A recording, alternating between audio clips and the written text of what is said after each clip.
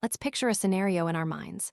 The date is April 20th. We are standing behind an ordinary apartment complex in Tampa, Florida, right next to a dumpster. This very dumpster is about to reveal a horrifying secret that will shake the country. A sanitation worker, going about his usual routine, notices a heavy, leaking black bag. This is much more than simple household waste. What comes out of it is like the first pieces of a nightmare. Blood-soaked clothes, a roll of silver duct tape, and a pair of glasses with a broken frame. When the police arrive at the scene, a detail inside the bag makes everything more personal and urgent.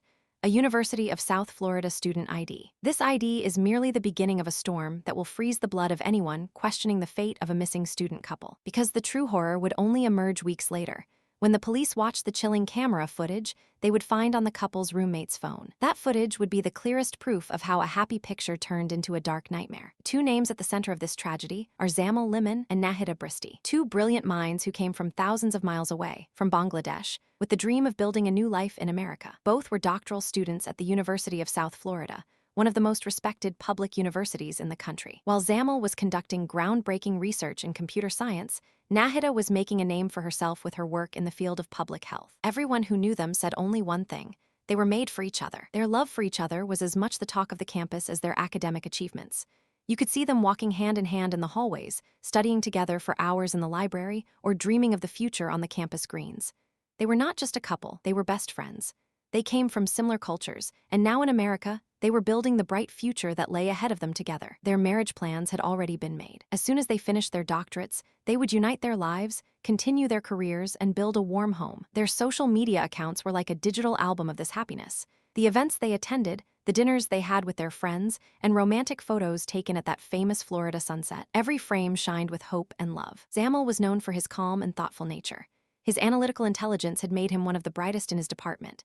Nahida, on the other hand, radiated light around her with her energy, joy, and warmth. When they came together, they complemented each other perfectly. Life, for them, was almost a spring season. They were approaching the end of the grueling doctoral process, while also experiencing the sweet rush of their wedding. Everything was going well, everything seemed perfect. However, this perfect picture would suddenly shatter one night, without leaving a single trace behind. And the detectives trying to put these pieces together would be forced to face the darkest side of human nature. Date is Tuesday, April 16th. That day was the last day Zamil and Nahida were seen together. According to their friends, they had spent a cheerful, ordinary day, just like always. In the evening hours, they left the campus and headed towards their apartment on Avalon Heights Boulevard. And after that, a deep silence. The next day, Zamil's advisor started to worry when he couldn't reach him. Zamil was a responsible and punctual person. Missing a meeting without notice was unlike him. Around the same time, Nahida's friends were also trying to reach her. Their phones were going straight to voicemail, and their messages were left unanswered. At first, no one wanted to think the worst. Perhaps they had taken a short break, turned off their phones, and wanted some time alone.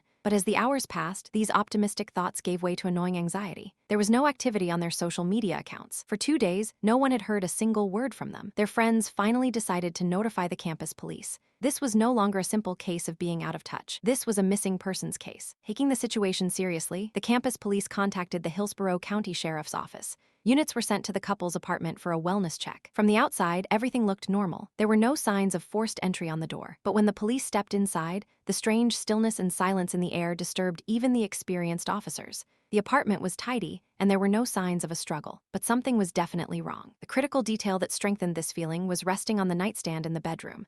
Zamil and Nahida's passports, wallets, and car keys. This suddenly changed all the scenarios in the police's minds. The young couple had not gone anywhere of their own free will. No one, especially students living in a foreign country, would simply walk away leaving behind all their identification, money, and means of transportation. This discovery instantly turned the missing persons investigation into a potential murder or kidnapping case. Zamil and Nahida had not left this apartment voluntarily. Naturally, the police investigation first focused on the third person sharing the apartment with the couple, Hisham Abugharbieh. Just like Zamil, he was also a doctoral student in the computer science department. In his initial interrogation, Hisham displayed a highly calm and cooperative demeanor. He told detectives that he last saw Zamil and Nahida on the evening of April 16th. According to him, the couple had been a bit stressed lately, and perhaps they might have gone on a short, unannounced vacation to get away from it all. While this seemed like a plausible explanation at first glance, it completely contradicted the passports found in the apartment. Detectives noticed this inconsistency in Hisham's statement, but they had no concrete evidence to use against him. After all, Hisham was the person closest to the couple and seemed to be helping the police. However, the detectives' experience whispered that the most horrifying secrets are often hidden closest by. There was a strangeness in Hisham's demeanor that they couldn't quite put their finger on. He was too calm. Despite his roommates being missing for 2 days, he recounted the situation like a detached observer rather than with worry. As the investigation continued, that fateful moment occurred on the morning of April 20th. A worker emptying the dumpster of the apartment complex noticed that black, industrial-grade trash bag, which was much heavier than usual and leaking a blood-red liquid. Giving in to his curiosity, he peeked inside the bag and immediately called the police upon seeing the sight before him. Inside the bag were clothes stiffened with blood, a pair of bloody gloves, silver duct tape, and most importantly, a pair of glasses with a bent frame. The units arriving at the scene also found a student ID inside the bag, Zamil Limon. There was no room for doubt anymore. Something terrible had happened to the couple, and someone had tried to dispose of the evidence of this event. This discovery shattered Hisham's "they went on vacation" theory and changed the entire course of the investigation. All eyes were now turned to a single person, the calm and cold-blooded roommate, Hisham Abugharbieh. The bloody evidence found in the dumpster had positioned Hisham as the #1 suspect. Detectives obtained a warrant to conduct a much more detailed search of the apartment this time. They had with them not only their notebooks, but also one of the most powerful weapons of crime scene investigation teams, Blue Star. Blue Star is a chemical spray that reveals even the smallest bloodstain invisible to the naked eye with a bright blue glow. No matter how well a crime scene is cleaned, the iron content of blood leaves behind microscopic traces, and these traces cannot escape Blue Star. The team turned off the apartment's lights and darkened the room. An expert began spraying the floor and walls of Zamil and Nahida's bedroom. After a few seconds of silence, a horrifying scene appeared on the floor, right next to the bed. A bright blue stain traced the outline of a human body, curled up almost in a fetal position. Someone had bled heavily at that exact spot, and even though the killer had spent hours trying to clean up this pool of blood, he had left behind this chemical ghost. This was not just a blood stain.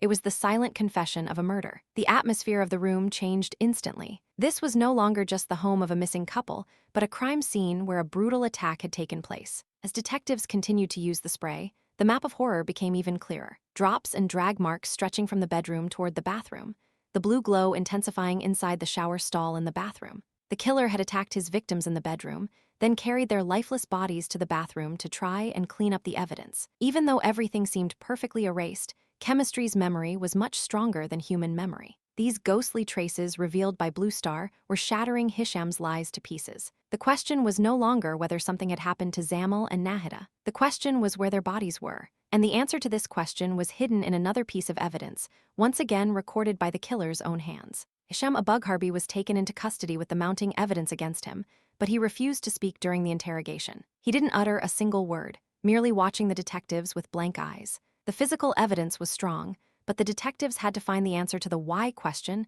and, more importantly, the location of the bodies. At this point, the most modern and perhaps the most chilling phase of the investigation began. All of Hisham's electronic devices, such as his computer, tablets, and cell phone, were confiscated. And the cybercrimes unit began examining Hisham's phone. They didn't come across anything unusual at first. However, when they accessed an encrypted section of the phone known as the secure folder, they unlocked the door to the nightmare they were looking for. Inside the folder, there were a few short videos. These videos did not show the moment of a murder. They documented a much more cold-blooded, much more premeditated process, the post-murder cleanup, and the effort to destroy the evidence. The first video was recorded at midnight in the apartment's living room.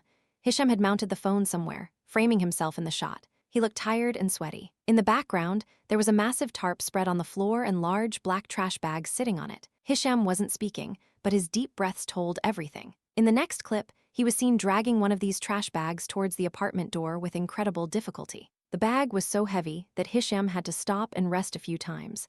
It wasn't hard to guess what was inside that bag. The most shocking video, however, was the last one. Hisham was trying to fit 2 large trash bags into the trunk of his car.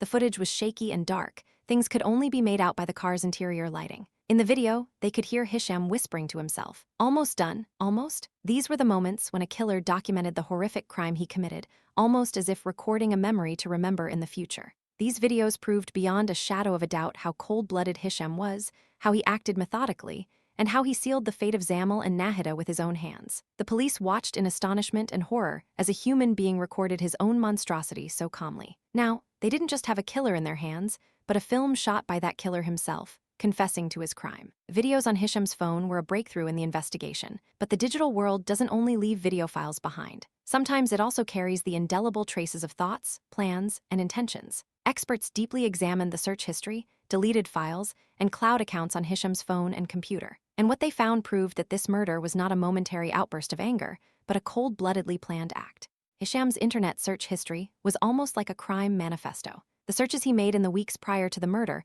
were the harbingers of a blood-curdling preparation. Most effective poisons. How long does it take to strangle a person? How to completely clean blood stains at home? These searches showed that the idea of murder was sprouting in Hisham's mind, and he was researching how to bring it to life. But the most disturbing discovery was Hisham's conversations with the popular artificial intelligence chatbot, ChatGPT. Hisham had asked a machine the questions he wouldn't dare ask a human. The correspondence was like a terrifying dialogue. What is the best method to transport two adult bodies? Do industrial-grade trash bags leak odors? How long does it take to dispose of a body in Florida waters? Where is the deepest and most current-free place in Tampa Bay to sink something? This was the portrait of a modern-age killer, a monster who took advice from artificial intelligence while planning his murder, researching the most efficient disposal methods. These digital footprints completely eliminated the possibility of defense attorneys portraying the event as an accident or an act of temporary insanity. Everything was planned. Hisham's credit card statements also confirmed this.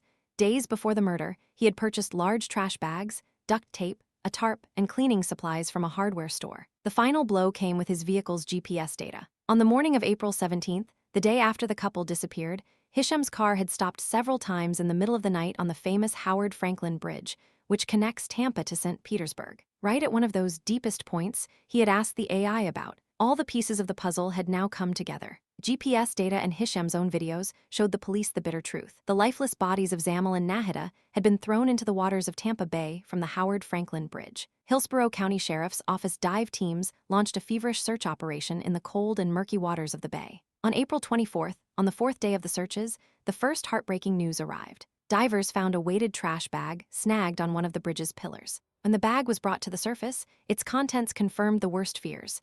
It was Zamil Limon. 3 days later, a second bag was found at a spot not too far away. Inside was Nahida Bristy. 2 bright lives, 2 great dreams, had come to an end in the dark waters of Florida. The autopsy reports revealed that both had died as a result of multiple stab wounds and strangulation. Meanwhile, Hisham had realized that evidence was being collected and the net was closing in, and he had disappeared. However, the police were after him. A tip revealed that Hisham was hiding in a house in the Lake Forest area of Tampa. SWAT teams raided the address to capture this high-risk suspect. Hisham barricaded himself inside the house and refused to surrender. When hours of negotiations yielded no results, the SWAT team sent a small wheeled robot inside.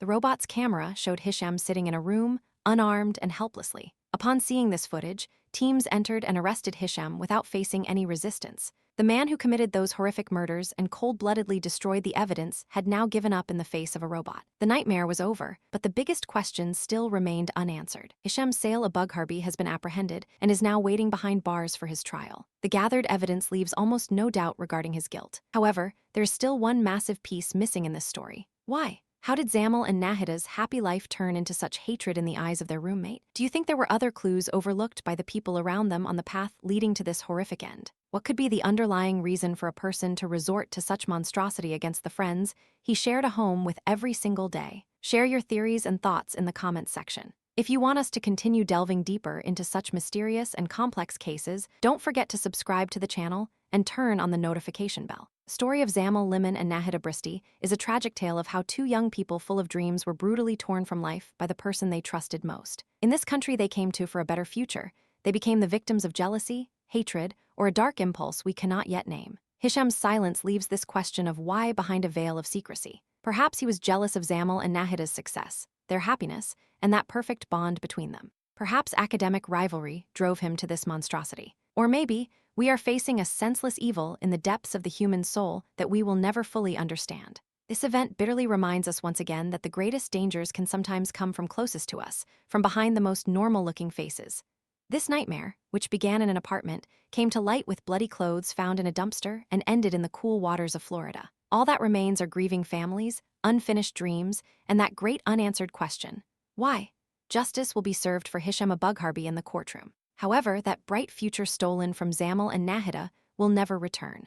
Their university awarded them with posthumous honorary doctorate degrees, but this is not enough to compensate for the bitter loss. Their memory will continue to live on as a warning sign amidst this tragedy.